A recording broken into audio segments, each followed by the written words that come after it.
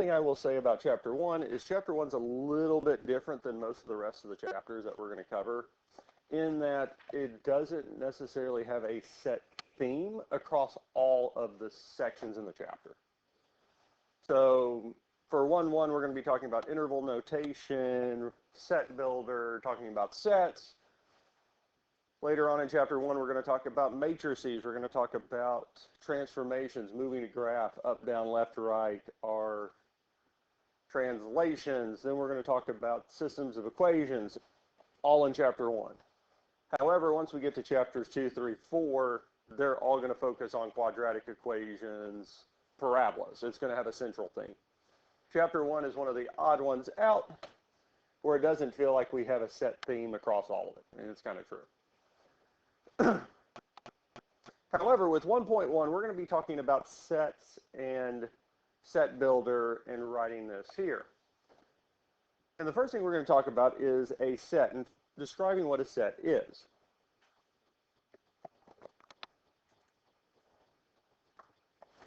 So a set is a collection of objects. That's all a set is. We're used to it in the form of it being numbers. It doesn't have to be numbers. It's just a collection of objects. So we could have books. We could have titles of books. We could have fruits. We could have anything we want. And if we really wanted to, we could actually write a grocery list as a set. It just would have brackets, and then we'd have each item we need. And braces are used to list a set's members. We also use commas between each member of a set. So if we looked at this example 1, 2, 3, if we wanted to write this as a set, we would have brace 1, 2, 3. And this is all we would need to do to write it. As long as the set is easily writable, and what I mean by that is it's not going to take us hours upon hours to write it all out, or we can actually write it in a decent form and can fit it on a page. So for 1, 2, 3, brace 1, 2, 3 with commas in between. That is the set 1, 2, 3. Questions on the first one? Let's look at the second one, even positive numbers. So if we want to write this as a set, we'd use a brace, and then we would probably want to start with the smallest positive even number, which would be 2. It would be very tempting to say 0, because 0 is even, but 0 is not what? Positive. It's not positive or negative. It has no sign. So it's just going to be 2 is our first positive even number. If we said even numbers, we would indeed start with 2. Where would we go next? 4, 8, 10, 12, 14, 16, 18, 20, 22, 24, 26, 28. There's an infinite number of even numbers. So it's not going to be actually feasible for us to write them all out. However, have we set a pattern with how the numbers are going? Well, yeah, 2, 4, 6, 8, 10, 12. We've set this pattern showing that we're going by 2s. We're going by even numbers. So what we can do at this point is use our ellipses, our dot, dot, dot, to say that this pattern continues in this way indefinitely. So when I think of a pattern, or I think of a set that's nice, easily writable, quote unquote, easily writable, it's going to come in one of two forms. Either A, I can write them all out, 1, 2, 3, we're not getting into hundreds, thousands of numbers. Or if it is getting that way, we can set a pattern and cover them all.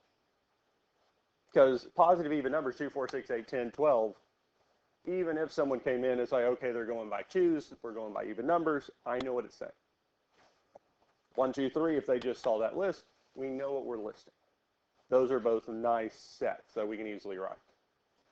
However, not every set is going to be a nice set. There's going to be sets that aren't nice, or groups of numbers or groups of terms that aren't going to be nice, and we need other ways to describe them. Now, different numbers are set in groups, or we give them different names according to their properties. And that's what the big box in box in box in box is.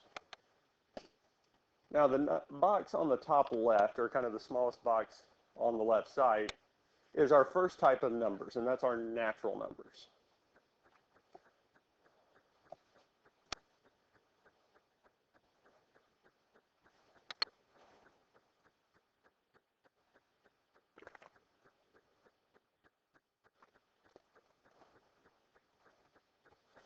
So natural numbers, so we have 1, 2, 3, 4, 5, 6 going on. The way not so much I think of it, but the way I hear it all the time in my own head, natural numbers are naturally the numbers you count on your hands and your feet. It's just our counting numbers. That's what natural numbers are.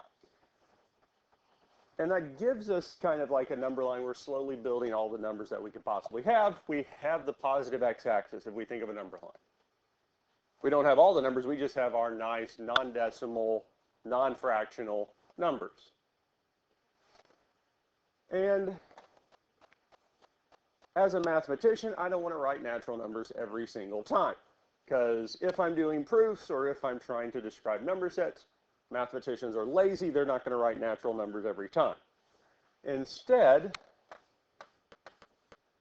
what they use is this n with two lines. This here in mathematics, when you see this here, they sometimes have it in bold, is natural numbers. So especially in proofs, if you get there or looking at, if for whatever reason you're looking at a math textbook or whatnot and they throw this in, they're talking about the natural numbers. So they're saying all of our counting numbers is what we're talking about. And that's the only numbers that are going to work for this here. But they're not the only numbers we have. We also have whole numbers. Whole numbers adds a lot to the natural numbers, right? Not really. What's the only difference? 0. That is the only difference between whole numbers and natural numbers.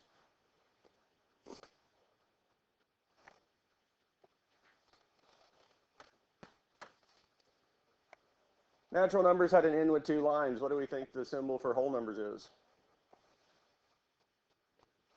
That's what I would use, and that's what we can use in class.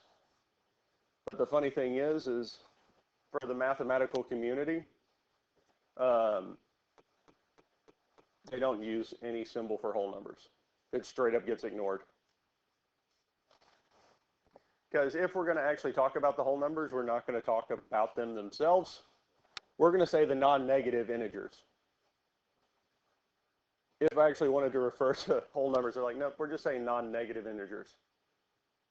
Or for all values of x, whatever our variable is, greater than 0, or greater than or equal to 0, x is an element of the integers. We're just going to use integers and say it's positive, or non-negative numbers.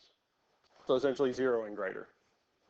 It's kind of funny how that works. They're just like, you know what, whole numbers, we're not going to do it. We're just going to go straight to integers.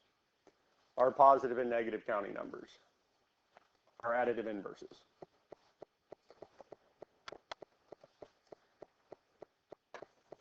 And the funny thing is our symbol for integers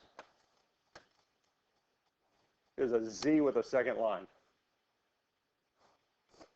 Makes a whole lot of sense.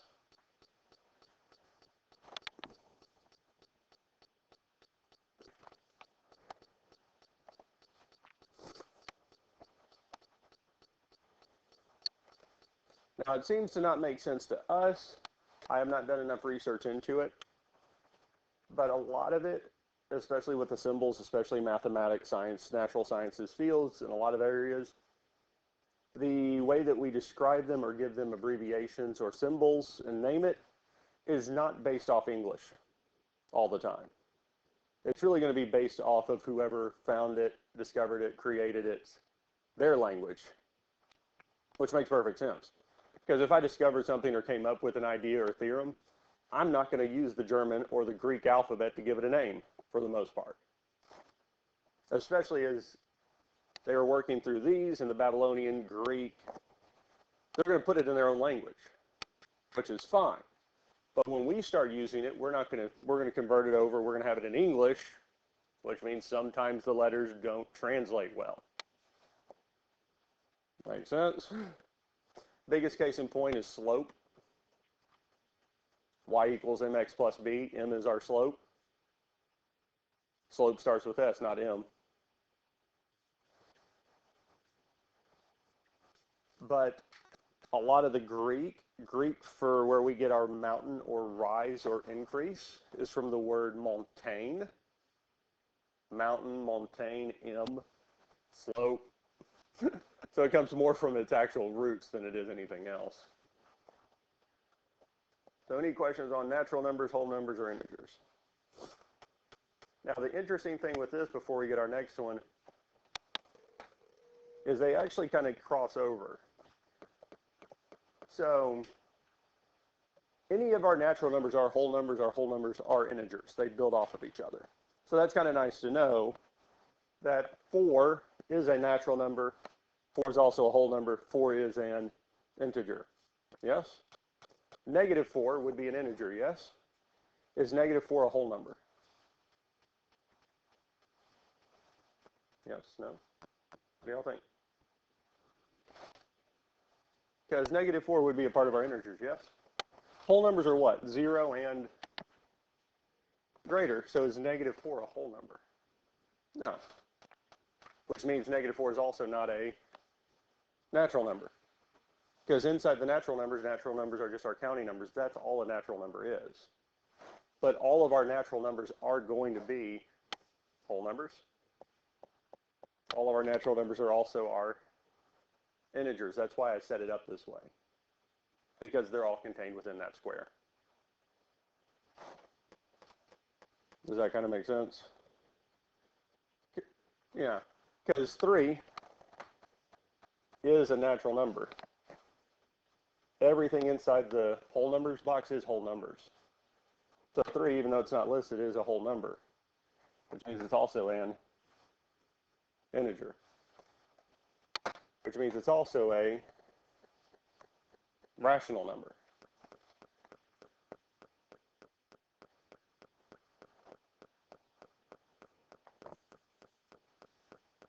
Rational numbers are any number that can be written as a fraction, a ratio. We're comparing two things.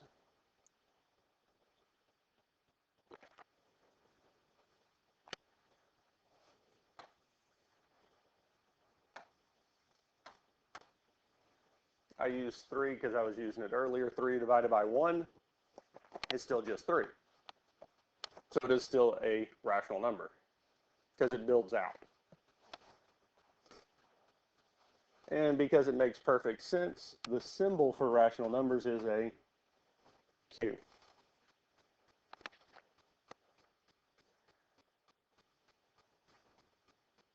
And this is mainly because a lot of our symbols have already been taken at this point.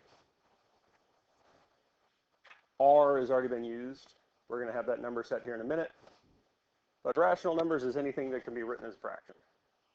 Now we know not everything can be written as a fraction. And the ones that cannot be written as a fraction are irrational numbers.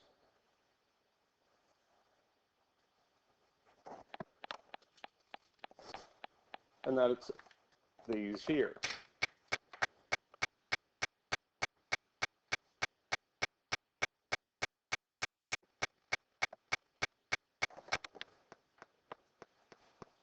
Now, out of the 3 here,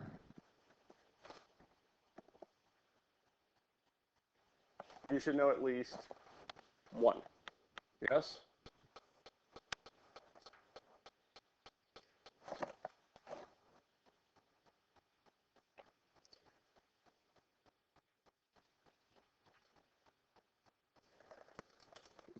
Pi. Yes, we know pi?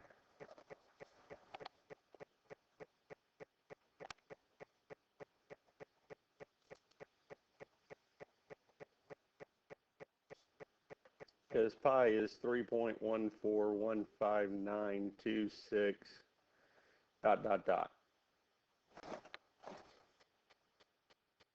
And what we describe irrational numbers, or how we know that they are irrational, is that they have a non-repeating, non-terminating decimal. That no matter how big we get it or how far out past the decimal point we go, it's still going to keep going. There's not going to be a pattern, and there's not going to be a termination point. There's not going to be a spot where they just stop.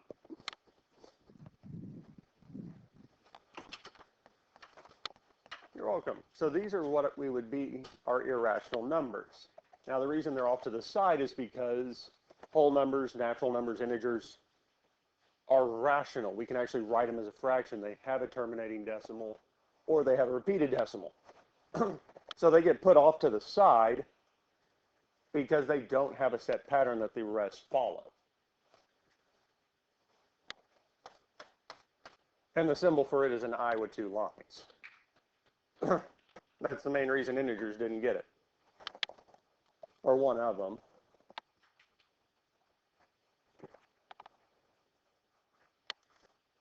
Now these are not the only irrational numbers that we can have. If you remember last year in Algebra 1, where we talked about radicals, where we told the calculator to, hey, approximate this square root, these here that didn't simplify, and it gave you that massive decimal. Those are also irrational. Any radical that doesn't reduce completely is going to be irrational. There's lots and lots of irrational numbers.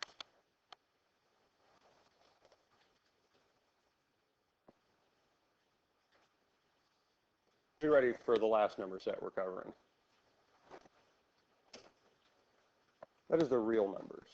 All of these are considered real numbers.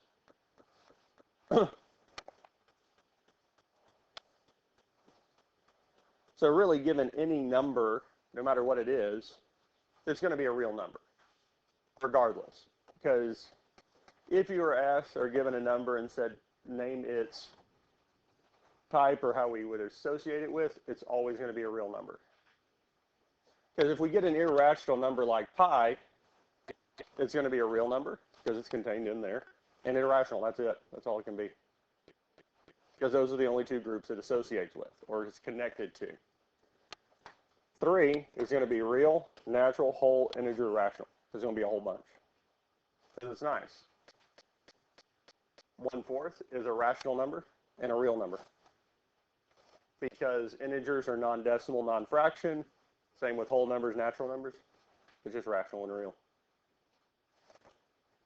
And the reason we have this is so that I can talk about a group of numbers and have others know what they are without actually me having to spell it completely out. It gives us a way to shorten things. So, going back to our sets, if we talked about the set of whole numbers less than 10,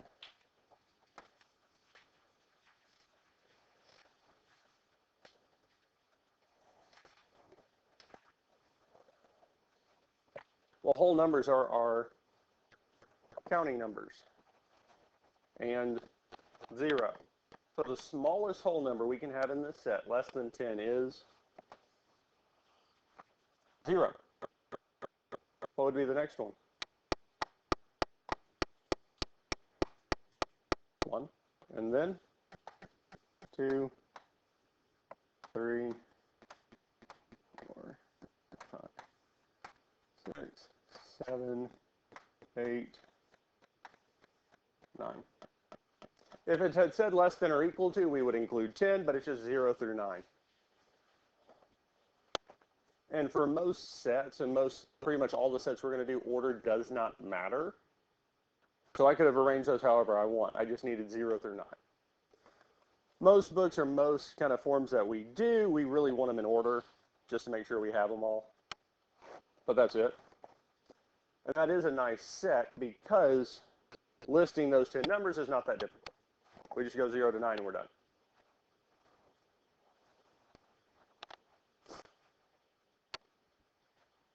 Questions on number 3 before we look at number 4? The set of odd whole numbers less than 24. What would our first odd number be? 1. Because 0 is even. It didn't say positive, so 0 could have been a choice. But since it said odd, we throw it out. What's the next odd number after 1? 3, and then 5, 7, 9, 11, 14, 15, 17, 21.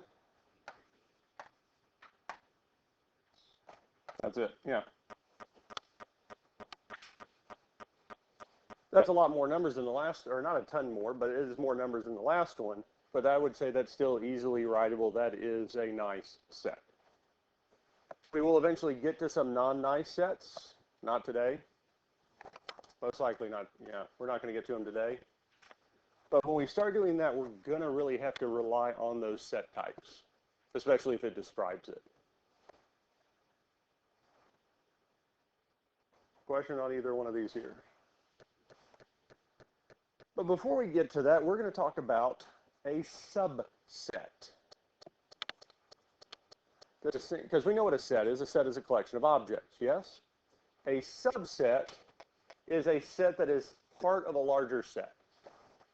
It is when all members of set A are contained in set B, where one contains all of the other.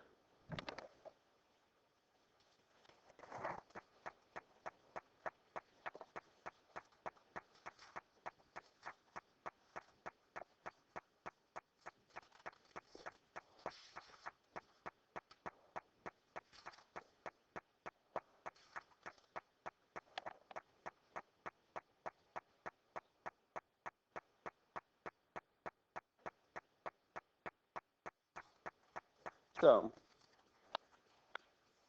questions on how that's worded, or what we're thinking there? Because if A and B are two sets, and if each element, so each object, an element is an object, numbers we call them elements, especially in sets, or when we're talking about sets, is also contained in B, then one says that A is a subset of B.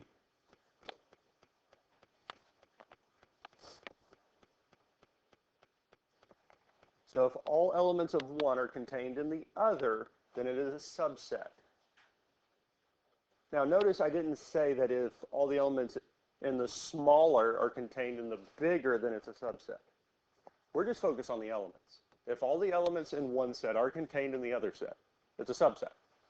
So before we start looking at numbers and these kind of examples here, let's think of a more practical sense that we can actually grab onto. So my classroom. Is every point in my classroom contained within the high school?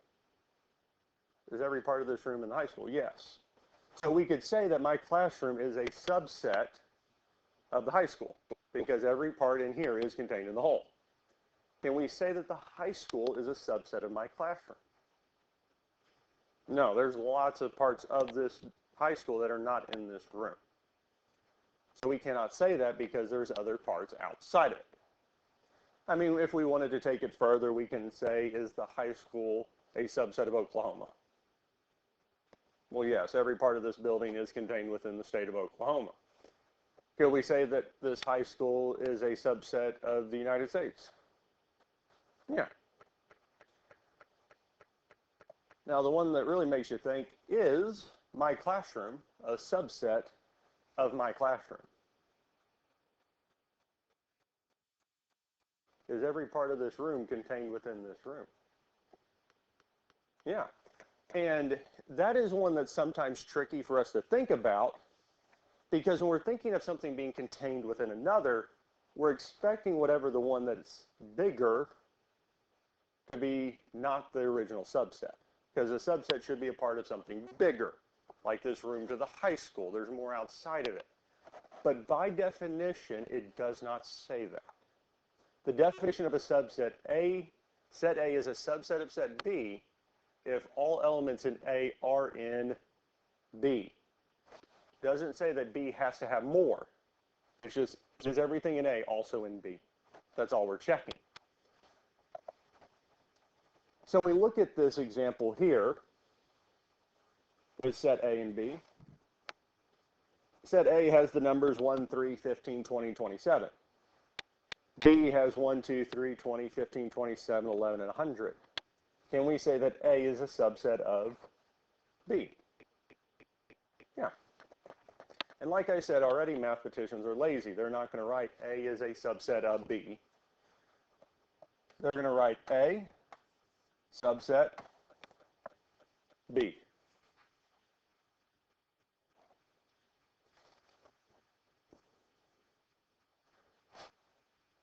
Like I said, mathematicians are lazy. To put that whole sentence in 3 symbols is kind of nice.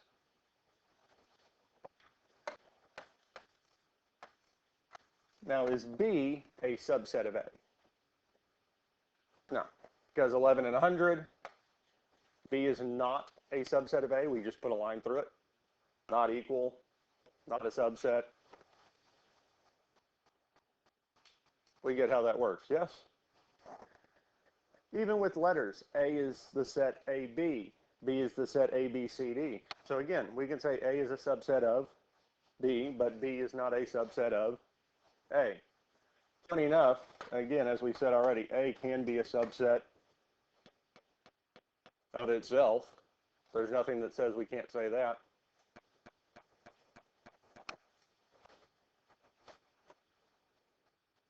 Any questions on this here? We're going to actually look at some subsets and see how this works. So we're going to write subsets in set notation. We're going to list all the non-empty sets. Okay? Now the reason we say that is because empty sets aren't tricky. They're not overly challenging, but they get out of hand very, very quickly. Because if you're wondering what the empty set is, you don't need to write this. This is not an empty set. This is the set containing the number 0. Because here we're talking about elements, we're talking about objects. 0 is not representing nothing. We're actually saying it is a number. So this is a set containing the number 0. If we want the empty set, if we draw a line through it, this is now the empty set. So a 0 with a line through it in set notation, this is considered an empty set, a set containing nothing. But I can also set it up so I have the set containing the empty set, which means we can just keep making this over and over and over and over again. And it could be that we have the set containing the empty set containing the set that contains the, and there's no end to the amount of empty sets we can just keep adding. It doesn't help us, so we throw all empty sets out. Now most probably Algebra 2 books and other books that talk about this normally ignore the empty set because it's really not talked about until you get to higher levels of math. More challenging than it needs to be. So, non-empty sets, if we look at this first set here, 4, 5, we want to write all the subsets. I will give you one of them. Because one of the subsets of the set 4, 5 is a set containing 4. Which means another set could be what? 5. A set containing 5. Because those are definitely subsets of the original set, yes? There's one more.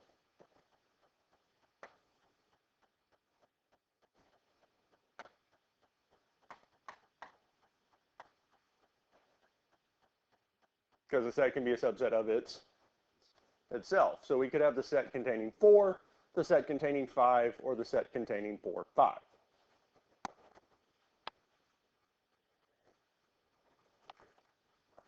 So how about the next one?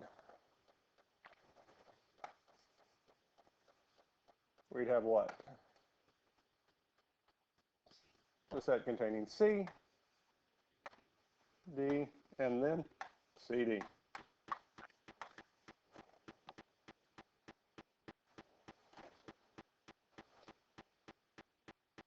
That's it.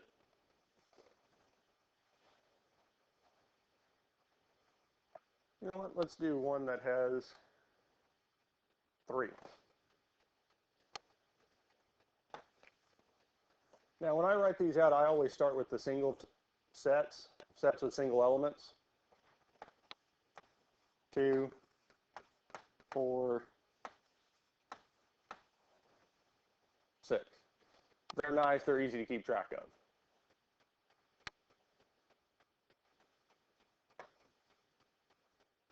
Because once we get our 1 elements, we can move to 2. So what's one of them? 2, 4. What else?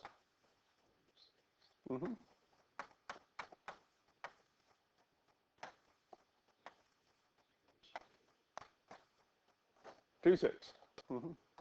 Now, I put them this way on purpose because, as you've noticed, we've already surpassed the last 2 that only had 3.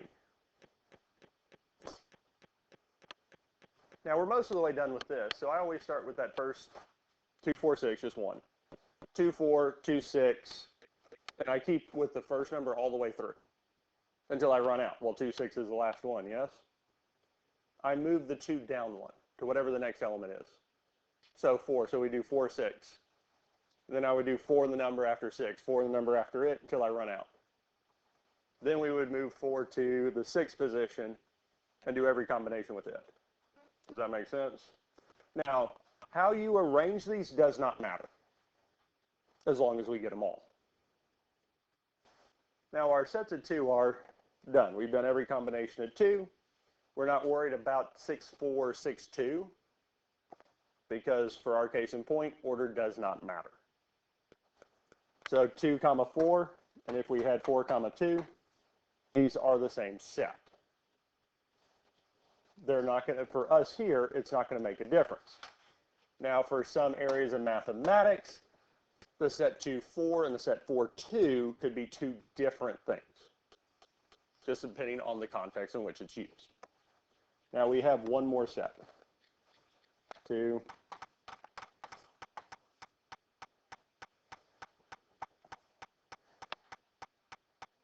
the fact that we added 1 element, 1 more number, 1 more term, and we went from 3 subsets to 7.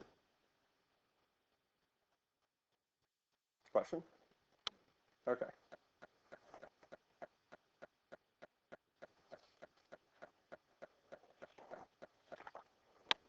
Even if you're fuzzy on something, go on and ask, because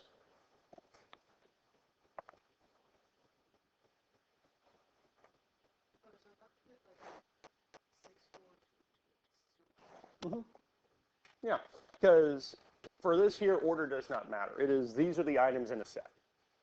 Yeah, so going,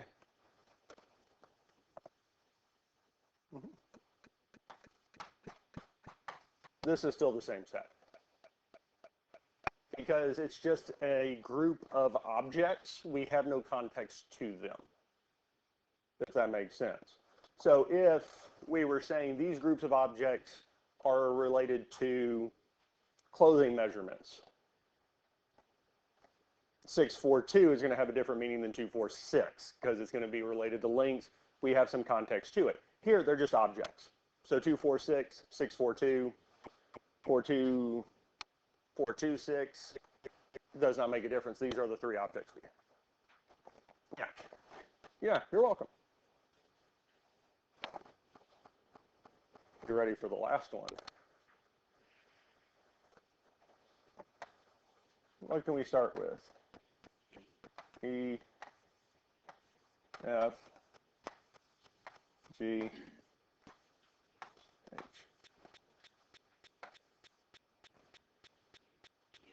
E, F.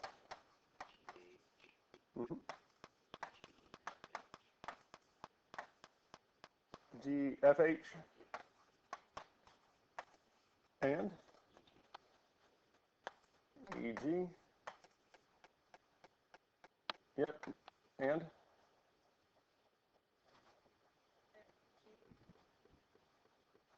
F, G. And we have GH. So we have EF, we have EG, EH, FG, FH, GH. Yep, so those are all our 2's. which means we can move on to groups of 3. So we could have E, F, G. We could also have F, G, H.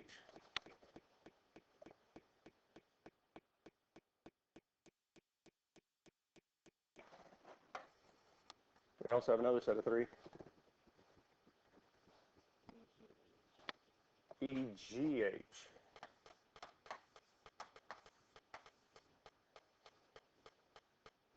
We actually have another set of 3. So F, E, G, yeah. But E is going to be contained within it. Let's see here. E, F, G, we got E, F, H. Because E, F, G, we got E, F, H, so we kept the first 2. F, G, H, yep, so we got 4. What have I told you? There's one more. Not so much 3, but E, F, G, H. 1, 2, 3, 4, 5, 6, 7, 8, 9, 10, 11, 12, 13, 14, 15, 16, E, F, G, E, F, E, G, E, H, F, G, F, H, G, H, E, F, G, E, F, H, F, G, H. Yep. Nope. Looks like we got them all. I don't know why I feel like 15. Yep. Nope. Got them all. It's kind of interesting. The fact that 3 of them gave us 7. We went from 7 to 15 by adding 1 more. The crazy thing is if we add another, we go 5 elements, it jumps to 32. 32 different subsets, 32 different combinations of all those. That's why we're not doing a set of 5. Questions on the subsets or what we talked about here. So above and beyond, you'll hear me say this every now and then. You don't have to write any of this down. If we think of a number line, we think of the x-axis. This is at a one-dimensional plane, a one-dimensional space. We use this with number lines, especially inequalities, where we're graphing them. We set up an inequality, we graph it. It's on a number line. Now, according to this, it would be a part of the real numbers, or we would call it R1, because every possible real number is contained on said number line. Yes? And we're used to this. We've seen a number line.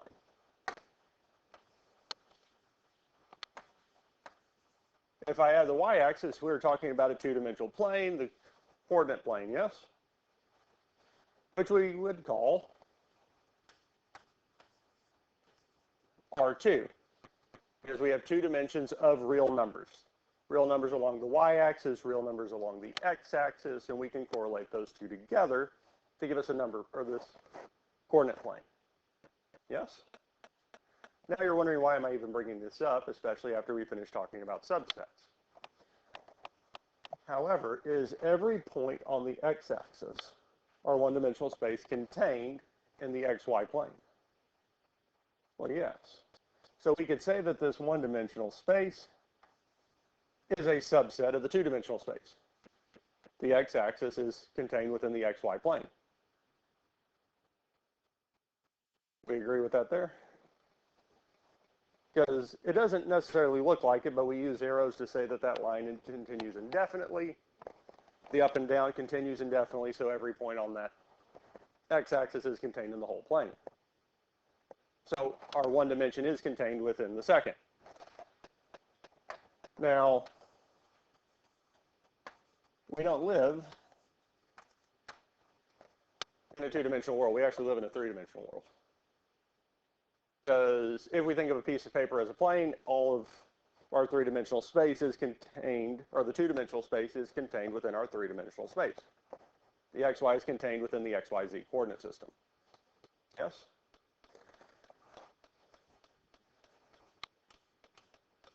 And mathematically, we would call it R3, because we have three sets of real numbers being contained in a single spot. But our one-dimensional space and our two-dimensional space would be a subset of the three-dimensional space. I mean, this, for the most part, we're saying, yeah, this makes sense. This is logical, yes? But following this and kind of what it's telling us is that our three-dimensional space should be a subset of the fourth-dimensional space.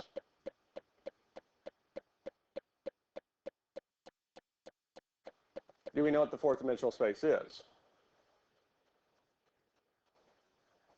It depends on who you ask and what they believe, or kind of what they think, because some would say time. Time would be our fourth-dimensional space. It's outside of our own. And it gets a little bit more philosophical, because they would say a two-dimensional space. So if you thought of your paper as a two-dimensional space, there's no way for it to interact with a 3D world. It cannot leave its plane of existence. Like we cannot leave the three-dimensional world's existence to reach that fourth dimension. No matter what we do, I can't physically grab a hold of time and say, okay, it's now an hour later.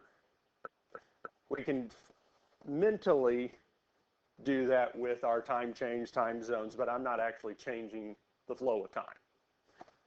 So some would consider time the fourth or whatnot. But that also means that R4 is a subset of R5, which is a subset of R6, which is a subset of what we would say Rn, where n is any number bigger than it. So hang on to those.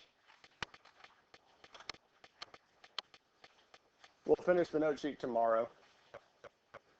But I find this interesting, and I show you all this because, for the most part, y'all can say, yes, I understand how that logically flowed, but I could not describe or picture what R5 is, let alone an nth dimensional reality. But it logically works. You